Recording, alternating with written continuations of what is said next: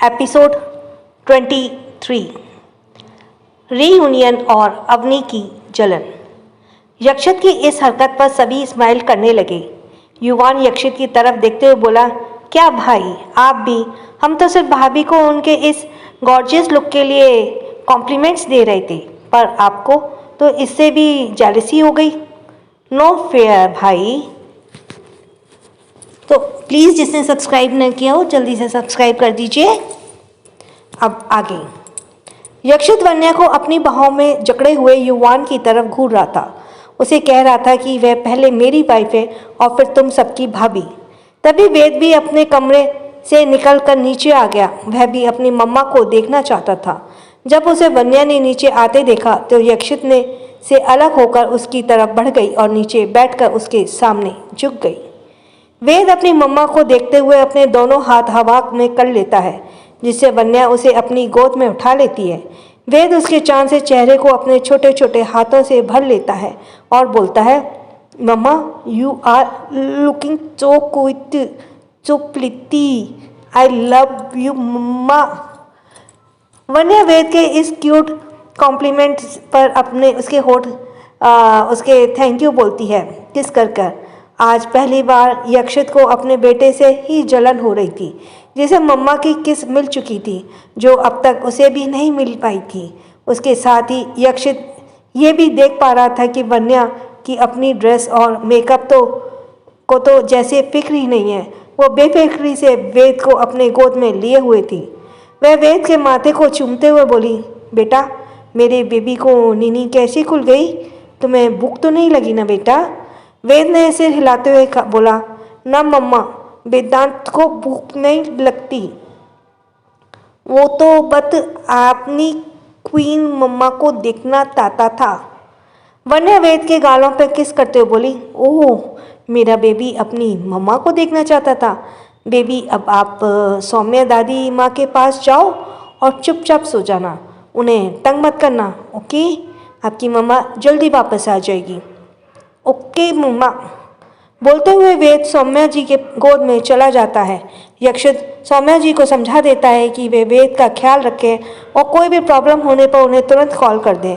सौम्या जी ने भी हाँ में सिर हिला दिया। सभी पार्टी के लिए निकल गए थे। यक्षित और वन्या यक्षित के ब्लैक एसयूवी में होते हैं। आज यक्षित खुद ड्राइव कर रहा था और बाकी सब दूसरी कारों में थे। वन्या आज पार्टी ज्वाइन करने के लिए एक बेहद एक्साइटेड थी। उसकी ये एक्साइटमेंट उसके चेहरे पर साफ साफ दिखाई दे रही थी। वन्या ने आज तक अपनी लाइफ में सिर्फ टॉर्चर ही सहा था। खुश कैसे रहा जाता है वह ये भूल चुकी थी। आज यक्षित के साथ पार्टी में जाना उसके लिए किसी सपने की तरह लग रहा था। उसका एक्साइटमेंट के कारण उसका चेहरा और ग्लो कर रहा था, जो यक्षित को उसके लिए और भी पागल कर रहा था। यक्षित ड्राइव करते हुए बार बार वन्या की तरफ ही देख रहा था, पर वन्या इस बात से बिल्कुल बेखबर थी। उसका वो चांद सा चेहरा और उसके लाल लाल होठ, उन होठों पर बार बार उसके बालों की लटें खेल रही थी। ये सब यक्षित को बेकाबू करने में लगी हुई थी। उसे भी समझ नहीं आ रहा था कि वह वन्या को देखकर अपने पर कंट्रोल क्यों नहीं कर पा रहा। उसके लाल होठों को देखकर यक्षित को बस यही मन कर रहा था कि वह उन्हें जी भर कर किस कर ले। वन्या जो को देखकर उसे जो फीलिंग आ रही थी वह आज तक किसी भी लड़की के लिए नहीं आई थी। वन्या जब इधर उधर देखते हुए यक्षित की तरफ देखी तो उसे खुद को निहारता हुआ देखकर उसे शर्म से अपनी पलकें झुका ली। यक्षित को उसकी इस अदा पर भी बहुत प्यार आ रहा था।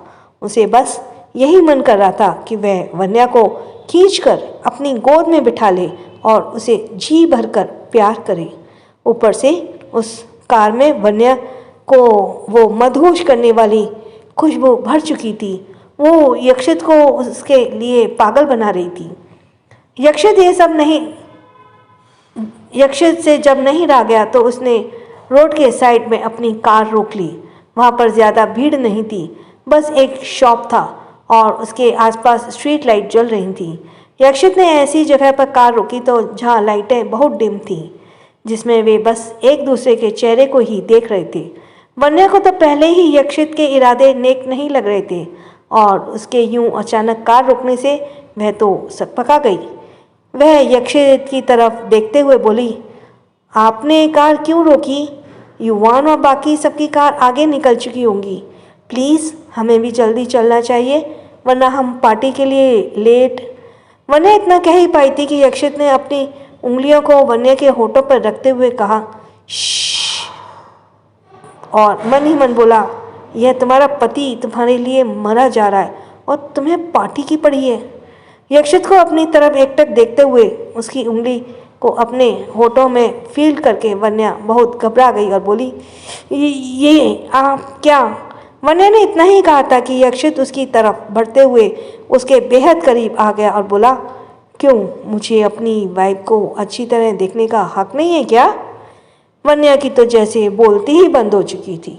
उसके इस तरह के करीब आ जाने से वह दोबारा अपनी कोशिश करते हुए अपनी लड़खड़ाती जुबान के साथ बोली, ये यक्षित देखिए, यहाँ पर सन्नाटा छाया हुआ और अंधेरा भी है, मुझे डर लग रहा है।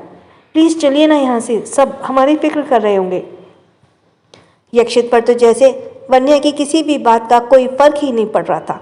वह उसके गालों को सहलाते हुए बोला, बेबी, तुम्हारी हस्बैंड तुम्हारे साथ हैं, तुम्हें डरने की क्या ज़रूरत है? इससे पहले कि यक्षित कुछ कर पाता, उसके फ़ोन बजने लगा। यक्षित को कॉल करने वाले पर बहुत गुस्सा आता है। वह गुस्से में दांत पीसते हुए जब कॉलर आईडी देखता है तो वह युवान होता है। यक्षित तो पहले ही समझ गया था कि उसके अलावा और कोई नहीं हो सकता, क्योंकि उसके भाई को कबाब में हड्डी बनने का बहुत शौक जो था। उसने कॉल पिक कर बस इतना ही कहा कि वो आ रहे हैं और फिर कॉल डिस्कनेक्ट कर दिया। यक्षित ने कार स्टार्ट कर दी और 20 मिनट के अंदर मिस्टर कपूर के घर पहुंच गया।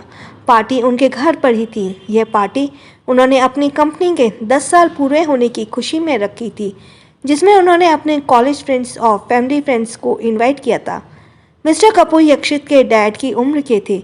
वे अपनी वाइफ के साथ रहते थे। उनके बच्चे फॉरेन में पढ़ाई कर रहे थे, इसलिए वे अक्सर यक्षित और बाकी सबको अपने घर डिनर या किसी और ओकेजन में भी अक्सर इनवाइट किया करते थे।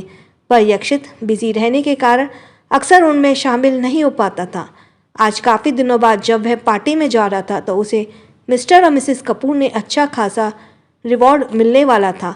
वो आज उनकी क्लास भी लेने वाले थे उसकी वाइफ के सामने, क्योंकि उन्हें पता चल चुका था कि यक्षित ने शादी कर लिया, उन्हें शादी में बुलाया भी नहीं। युवान, आस्तिक, भाविक, एकांत और ध्रुव पार्टी में पहुंच चुके थे। मिस्टर एंड मिसेस कपूर उनके स्वागत के लिए पहले ही बाहर खड़े हुए थे। आज फिर से यक्षित को ना देखकर उनका फेस उतर रहा था। वे युवान की तरफ देखकर बिगड़ते हुए बोले, आज भी तुम्हारा वो बिजी भाई पार्टी में नहीं आया? युवान दांत दिखाते हुए बोला, डोंट वरी अंकल, भाई भी एक सरप्राइज के साथ यहाँ आ रहे हैं, जो आपको जल्दी पता चल जाएगा। मिस्टर और मिसेस कपूर समझ गए युवान किस सरप्राइज के बारे में बात कर रहा है। यह सुनते ही उनका चेहरा खिल उठा, क्योंकि उन्हें यकीन हो गया था कि पार्टी में यक्षित की वाइफ भी आ रही है। मिसेस कपूर तो कब से वन्या से मिलने के लिए बेकरार थी। आज उन्हें वो मौका भी मिल गया था। तभी 2 लग्जरी कार आकर कपूर मैंशन के पार्किंग एरिया में रुकी। उसकी निगाहें उसकी तरफ चली गईं। दोनों कारों में 2 डैशिंग बंदे निकल रहे थे। ये अनय और विवेक ही थे। उन्हें देखकर युवान स्माइल करने लगा। दोनों मिस्टर एंड मिसेस कपूर के बाकी सबके पास आ गए।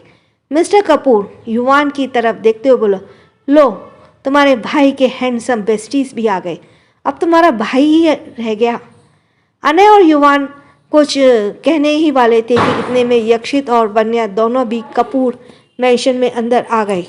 अनय और युवान कुछ कहने ही वाले थे कि इतनी देर में यक्षित और वन्या दोनों भी कपूर मैंशन के अंदर आने लगे। वन्या पहली बार ऐसी पार्टी में आ रही थी, इसलिए उसे नर्वसनेस भी फील हो रही थी। उसने नर्वस होते देखा। यक्षित उसके सिर पर सहलाया और उसका वन्या उसकी तरफ देखते हुए उसके एक बाह को पकड़ लेती है। दोनों एक दूसरे के साथ बिल्कुल परफेक्ट कपल लग रहे थे। दोनों को इस तरह देखकर सबके चेहरे पर स्माइल आ जाती है। यक्षित मिस्टर और मिसेस कपूर को ग्रीट करता है और वन्या को भी दोनों को इंट्रोड्यूस करवाता है। मिसेस कपूर यक्षित की तरफ देखते हुए बोली, बेटा, पहले मैं तुम्हारी वाइफ से मिलूंगी, फिर तुमसे निपटती हूँ मैं। मिसेस कपूर की बातें सुनकर सभी खिलखिलाकर हंस पड़े, जिससे यक्षित सबको खा जाने वाली नज़रों से देखने लगा। विवेक और अनय यक्षित की टांग खींचते हुए बोले, हाँ हाँ आंटी, आप इसकी अच्छे से खबर लेना, बहुत दिनों बाद तो आपके हाथ आया है। यक्षित ने उन दोनों को कातिल नज़रों से देखा और जैसे कह रहा हो, तुम दोनों को भी तो बड़े दिनों बाद मेरे हाथ लगे हो, थोड़ी देर रुक जाओ, सारी की सारी मस्ती उतारता हूँ तुम्हारी। मिसेस कपूर सबको साइड करते हुए वन्या के पास गई। वन्या उनके पैर छूने के लिए झुकने को हुई तो मिसेस कपूर ने उसे बीच में ही रोक लिया और उसके चांद से चेहरे को अपने हाथों में भरते हुए यक्षित की तरफ देखकर बोली, मानना पड़ेगा बेटा, तुम तो मेरे लिए चांद सी बहू लेकर आए हो। अगर तुम्हारी मॉम आज यहाँ होती तो उन्हें तुम पर प्राउड फील होता। वे एक नज़र वन्या को देखती और फिर अपनी एक सर्वेंट आरती से कहकर कुछ लाने के लिए बोलती हैं। थोड़ी देर बाद आरती गिफ्ट बॉक्स के साथ वहाँ हाजिर हो जाती है। इन दोनों बॉक्स को वे वन्या की तरफ बढ़ा देती हैं और उसके सिर पर प्यार से हाथ फेरते हुए बोली, बेटा, ये तुम्हारी आंटी की तरफ से तुम्हारी मुंह दिखाई की गिफ्ट। वन्या एक नज़र यक्षित की तरफ देखती है। वह अपने आंखों के इशारे से हाँ करता है, जिससे वन्या वो गिफ्ट रख लेती है और अपनी स्वीट वॉइस में मिसेस कपूर को थैंक यू बोलती है। मिसेस एंड मिस्टर कपूर सबको अंदर ले जाते हैं और सोफे पर बैठने के लिए कहते हैं। मिसेस कपूर यक्षित और वन्या के बीच में बैठी हुई थी, क्योंकि वो अभी भी यक्षित को क्लास जो लेने वाली थी। मिस्टर कपूर यक्षित के बगल में बैठे थे और युवान अपनी भाभी के बगल में बैठा हुआ था। अनय और विवेक तो यक्षित की टांगें खिंचाई करने से पहले उसके सामने वाले सोफे पर तैयार बैठे थे। उसने साइड वाले सोफे पर आस्तिक और भाविक बैठ गए थे और उससे बगल वाले पर एकांत और ध्रुव बैठे थे। मिसेस कपूर वन्या के सामने यक्षित के कान खींचते हुए बोली, तो बेटा, तुमने चुपचाप शादी कर ली, एक चांद जैसी बहू भी ले आए और हमें बताने की ज़रूरत भी नहीं समझी। आंटी छोड़िए, मुझे बहुत दर्द हो रहा है। यक्षित के इस रिएक्शन पर सभी हंसने लगे। वन्या के फेस पर भी स्माइल आ गई। यक्षित अपना बचाव करते हुए बोला, आंटी, मुझे खुद भी पता नहीं था कि मैं ये वन्या से शादी करने वाला हूँ। मिसेस कपूर अपने कान को पकड़ते हुए बोली, तो क्या तुम्हारे कहने का मतलब है कि वन्या सीधे आसमान से टपकी और मंडप में तुम्हारी शादी करने के लिए बैठ गई? एक बार फिर सबकी हंसी छूट गई। यक्षित सबको एक नज़र घूरता है। उसकी हालत अभी किसी छोटे बच्चे की तरह हो गई थी। जैसे तैसे करके वह मिस्टर और मिसेस कपूर को समझाता है कि उसने शादी जल्दी में ही की थी, इसलिए उन्हें इनवाइट नहीं कर पाया। कोई था जो उन सबके ऊपर भी उस अपनी जलती आंखों से देख रहा था, पर सभी अपने में लगे हुए थे, इसलिए किसी ने उस पर ध्यान नहीं दिया। To be continued. आगे पार्टी में क्या होने वाला है और कौन है ये शख्स, जानने के लिए सुनते रहिए सीओ's फर्स्ट वाइफ और बने रहिए कहानी पर। जिसने सब्सक्राइब ना किया हो, प्लीज़ जल्दी जल्दी सब्सक्राइब कीजिए कान्हा हम सबके कान्हा चैनल को और अपना योगदान दीजिए। एपिसोड 24, नशे में वाद्या। कोई था जो उन सबको ऊपर से अपनी जलती आंखों से देख रहा था और सभी अपने में लगे हुए थे, इसलिए किसी ने उस तरफ ज़्यादा ध्यान नहीं दिया। अब आगे यह अवनी खुराना ही थी जो अपने मॉम डैड के साथ इस पार्टी में शामिल होने आई थी। उसकी जल्दी निगाहें बार बार वन्या को ही घूरे जा रही थी। थोड़ी देर तक सभी सोफे पर बैठकर बातें किए, जिसमें ज़्यादातर यक्षित की कान खिंचाई ही हुई। यक्षित देख पा रहा था कि उसकी इस सिचुएशन का अनय और विवेक बहुत मज़ा उठा रहे हैं। उसने सोच लिया था वह उन दोनों का मज़ा चखाएगा। थोड़ी देर तक वन्या के पास रहकर यक्षित अनय और विवेक के पास आ गया। वह पीछे से दोनों के हाथ मरोड़ते हुए बोला, बहुत मज़ा आ रहा था ना तुम दोनों को? हाँ, अनय और विवेक दोनों एक साथ बोले। आह भाई, क्या कर रहे हैं, छोड़ो हमें, इतनी आसानी से नहीं।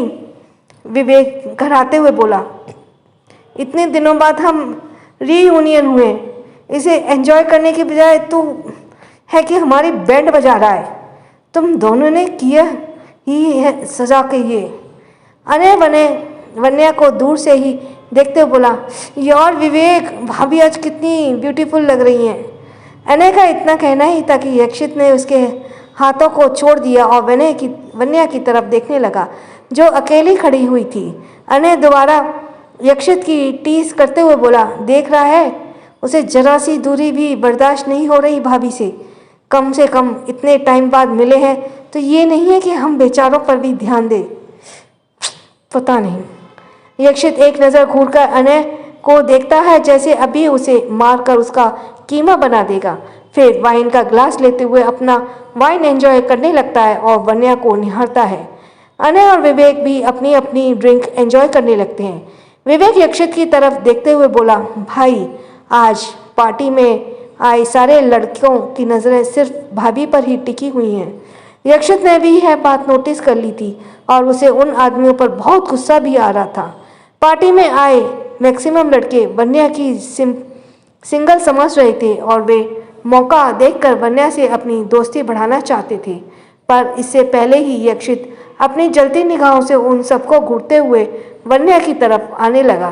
पर यक्षित क्या देखता है, वन्या जूस समझकर रेड वाइन का एक ग्लास ट्रे से उठाती है, फिर यक्षित के पहुंचने से पहले ही उसे एक सांस में खत्म कर देती है। और अभी वह दूसरे ग्लास पर नजरें टिकाए हुई थी, पर इससे पहले कि वह दूसरा ग्लास भी खाली कर दे, यक्षित उसके पास पहुंच गया और उसे रोक दिया। वन्या पर अब रेड वाइन का हल्का हल्का नशा चढ़ने लगा था। उसने आज तक कभी ड्रिंक नहीं की थी। ये पहली बार था जब उसने रेड वाइन का टेस्ट किया था। यक्षित उसे अपनी बाहों से जकड़ते हुए, अभी क्या कर रही थी? क्या वन्या ने भी मासूमियत से जवाब दिया, जूस पी रही थी। यक्षित ने घूर कर उस लड़की की तरफ देख रहा था जो रेड वाइन का जूस समझकर एक सांस में गटक गई थी। वह मन ही मन बोला, पागल लड़की, ये जूस नहीं बल्कि रेड वाइन है। पर अब क्या? अब वन्या को समझाने में कोई फायदा नहीं था, क्योंकि हल्के हल्के नशे में वो आ चुकी थी और उसे देखकर लग रहा था कि उसे रेड वाइन का टेस्ट बहुत पसंद आया है। यक्षित ने अपनी बाहों में झूलती वन्या की तरफ देखा तो जिसकी आंखें कुछ ज़्यादा ही नशीली लग रही थीं। उसका चेहरा अभी भी इतना ही फ्रेश था जितना आते वक्त लग रहा था। तभी पार्टी में एक रोमांटिक ट्यून प्ले हुए और वहाँ पर एक कपल डांस करने लगा। वन्या को भी ये कपल डांस पसंद आया। वो भी यक्षित की तरफ अपनी टिमटिमाती आंखों से देखते हुए बोली, यक्षित, मुझे भी डांस करनी है, चलिए ना, हम भी डांस करते हैं। यक्षित ने एक नज़र घूरकर वन्या को देखा और बोला, कोई डांस वांस नहीं, चुपचाप यहीं खड़ी रहो मेरी आंखों के सामने।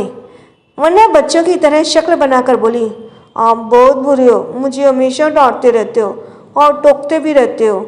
मैं आपकी शिकायत दादाजी के पास कर दूंगी। यक्षित को अपनी बीवी की क्यूट क्यूट धमकियां सुनकर बहुत मज़ा आ रहा था। वह उसकी तरफ देखते हुए बोला, ठीक है, तुम जिसके पास चाहो उसके पास मेरी शिकायत कर देना, पर अभी के लिए चुपचाप यहाँ खड़ी रहो। वन्या भी अपनी नशीली आंखों से घूरते हुए यक्षित की तरफ देखने लगी। यक्षित भी अपनी बीवी की निगाहों को अपने ऊपर नोटिस कर पा रहा था। वह उसके फूले हुए गालों को पिंच करते हुए बोला, मुंह फुलाना बंद करो, वरना घर पहुंचकर तुम्हें ही पछताना पड़ेगा। पर वन्या को तो जैसे यक्षित की किसी भी बातों का कोई फर्क नहीं पड़ रहा था। वह उसकी तरफ देखते हुए बोली, ठीक है, अगर आप मेरे साथ डांस करना नहीं चाहते तो कोई बात नहीं, मैं अपने लिए कोई दूसरा पार्टनर ढूंढ लेती हूँ। वन्या ने इतना कहा ही था कि यक्षित उसे अपने पास खींचकर अपनी जलती आंखों से उसे देखने लगा। वह वन्या तो नशे में डूब रही थी। उसे यक्षित के इस तरह से देखने से कोई फर्क नहीं पड़ रहा था। वो ऑर्डरिंग टोन में बोली, कहीं नहीं जाओगी तुम। वह ऑर्डरिंग टोन में बोला, कहीं नहीं जाओगी तुम। पर इससे पहले कि वन्या रोना शुरू कर दे, यक्षित उसका हाथ पकड़कर डांस फ्लोर पर चला गया। वह समझ गया था कि आज उसकी ये जिद्दी बीवी डांस किए बगैर मानेगी नहीं। उस रोमांटिक ट्यून में वे दोनों डांस करने लगे। यक्षित के दोनों हाथ वन्या के अपने पास ही थामे हुए थे। वह तो जैसे वन्या की आंखों में खो सा गया। एक बार फिर से यक्षित को अपने होठों को छूने की चाहत बढ़ने लगी। उसके होठों को छूना चाहता था। अब तक वन्या नशे में चूर हो चुकी थी। वह भी अपनी टिमटिमाती आंखों से यक्षित को ही देख रही थी। दूसरी तरफ युवान था, जो अपने भाई को नज़रों से बचाकर अपने भाई और भाभी को रोमांटिक फोटो शूट्स लेने में बिजी था। वह उन्हें सरप्राइज में ये देना चाहता था। नो डाउट इन पोजेज में वे दोनों बेहद रोमांटिक लग रहे थे। यक्षित धीरे धीरे वन्या के होठों की तरफ बढ़ रहा था कि वन्या ने आहिस्ते से उसे देखते हुए उसके सीने में अपना सिर रख देती है। यक्षित उसके माथे को चूम लेता है और उसे अपनी बाहों में कैद कर लेता है। थोड़ी देर बाद पार्टी खत्म हो गई। यक्षित और बाकी सब भी मिस्टर और मिसेस कपूर से मिलकर वहां से निकल गए। वन्या तो अपने पैरों में चल कर जाने की भी हालत में ही नहीं थी। यक्षित ने उसे अपनी गोद में उठाकर कार में वापस लाया और उसे ड्राइविंग सीट में बगल में बैठा दिया और खुद ड्राइविंग सीट पर बैठ तरफ आ गया। वह जैसे ही कार स्टार्ट करने वाला था, उसकी बीवी का एक और नया ड्रामा शुरू हो गया। वह अपनी टिमटिमाती आंखों से यक्षित को तरफ देखते हुए बोली, यक्षित आज मैं कार ड्राइविंग करूंगी। यक्षित को तो वन्या की इस बात पर बहुत हंसी भी आ रही थी, पर उसने कंट्रोल किया और उसकी तरफ देखते हुए बोला, अच्छा तुम्हें कार चलानी आती भी है? वन्या ने कुछ सोचते हुए कहा, नहीं but you don't worry I will manage. Yakshit अपनी बीवी की कॉन्फिडेंस लेवल को देख रहा था, जो रेड वाइन की वजह से अपने चरम पर थी। वह वन्या की तरफ देखते हुए प्यार से बोला, वन्या देखो रात बहुत हो गई है, तुम्हें घर जल्दी नहीं पहुंचना क्या? वन्या ने अपनी टिमटिमाती आंखों से हाँ में सिर हिला दिया, क्योंकि उसे घर तो पहुंचना था। यक्षित ने कार स्टार्ट करने वाला था, पर वन्या ने उसका हाथ पकड़ते हुए कहा, पर आज मुझे कार चलाने का बहुत मन कर रहा है। यक्षित ने तो कुछ समझ नहीं आ रहा था कि वह वन्या को कैसे हैंडल करे। कुछ सोचते हुए उसने कहा, ठीक है आज कार मैं चलाऊंगा और ना तुम। ये कहते हुए उसने कार का ऑटोमेटिक ड्राइविंग फीचर ऑन कर दी। वन्या फिर से अपनी टिमटिमाती नशीली आंखों से यक्षित को देखने लगी। यक्षित ने उसे खींचकर अपनी गोद में बिठा लिया। वन्या उसके होठों को देखने लगी। धीरे से उसके अपनी छोटी छोटी उंगलियों को यक्षित के चेहरे पे करीब ले आकर उसके होठों को फेरने लगी, जिससे यक्षित का रहा सा कंट्रोल भी खोने लगा। उसने अपने हाथों को वन्या के हाथ पकड़ते हुए बोला, क्या कर रही हो? वन्या उसकी तरफ देख रही थी। उसने यक्षित के बातों में कोई जवाब नहीं दिया। वन्या को यक्षित के होठों पर किस करने का मन कर रहा था। यक्षित ने भी उसकी नज़रों में यह भांप लिया। वह भी वन्या के नेक को पकड़कर उसे अपने करीब लाने लगा। फिर आहिस्ता से अपने होठों को उसके होठों पर रखकर उसे सॉफ्टली किस करने लगा। वन्या को यह किस बहुत अच्छी लग रही थी, इसलिए वह भी यक्षित को किस करने लगी। उसके अब किस करने के साथ ही यक्षित की वाइल्डनेस को एक हवा मिल गई और वो उसे पूरे परेशान के साथ किस करने लगा और उसे पैशनेटली भी किस कर रहा था। अब वन्या की हालत खराब होने लगी, उसकी सांसें फूलने लगी। ये देखकर यक्षित ने उसे रिलीज कर दिया और उसे अपनी बाहों में कसकर थाम लिया। कार अभी भी ऑटोमेटिक ड्राइविंग मोड पर ऑन थी। यक्षित उसके सिर पर चूमते हुए उसके बालों पर प्यार से हाथ फेर रहा था। वन्या के दोनों हाथ भी यक्षित को कसकर थामे हुए थे। थोड़ी ही देर में उनकी कार सिंघानिया मैंशन पहुंच गई। वन्या तो यक्षित की बाहों में लिपट चुकी थी।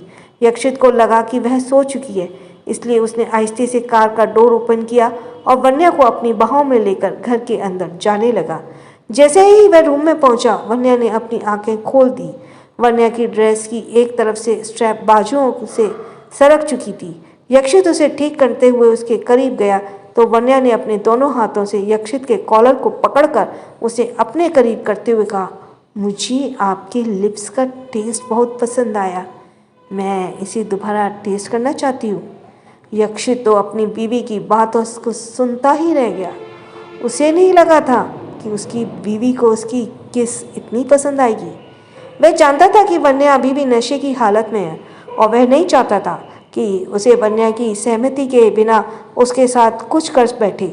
इसलिए वह वन्या को रोकते हुए बोला, अभी नहीं, तुम बहुत थक चुकी हो, इसलिए चुपचाप सो जाओ। पर वन्या नहीं मानी। उसे तो आज हर हालत में यक्षित को किस करनी थी। जब यक्षित ने देखा कि वन्या नहीं मानने वाली है तो वह उसके करीब आया और उसके गालों पर अपने हाथों को लेकर उसके होठों पर बहुत ही सॉफ्टली किस की और उसके अलग होते हुए बोला, अब तुम सो जाओ, ओके। वन्या पर भी नशे की हालत में एक अलग ही जुनून सवार था। वह भी बोल पड़ी, आपने जैसे कार में मुझे किस किया था बिल्कुल वैसे ही किस कीजिए। वन्या को तो पता ही नहीं था कि वह नशे में क्या बोली जा रही है। यक्षित भी ये समझ पा रहा था कि अगर वह नशे की हालत में नहीं होती तो अगर ये सब यक्षित ने उससे कहा होता तो अब तक वह शर्म से मारे मर चुकी होती। यक्षित को पता था कि अभी वन्या उसकी किसी भी बात को समझने की हालत में नहीं है, पर फिर भी वह उसके गालों को अपने हाथों में लेते हुए बोले, अभी तुम्हारी हालत ठीक नहीं है। जब तुम पूरे होश में रहोगी तब मैं तुम्हारे वैसे ही किस करूँगा जैसे कार में किया था। Okay, to be continue. तो क्या वन्या यक्षित की बातें मान जाएगी या अपने जिसने सब्सक्राइब ना किया हो वो जल्दी जल्दी से सब्सक्राइब कीजिए, एक फिंगर टच सब्सक्राइब बटन पे और channel subscribe. So thanks for listening. छोटों को प्यार, बड़ों को सम्मान। राधे राधे।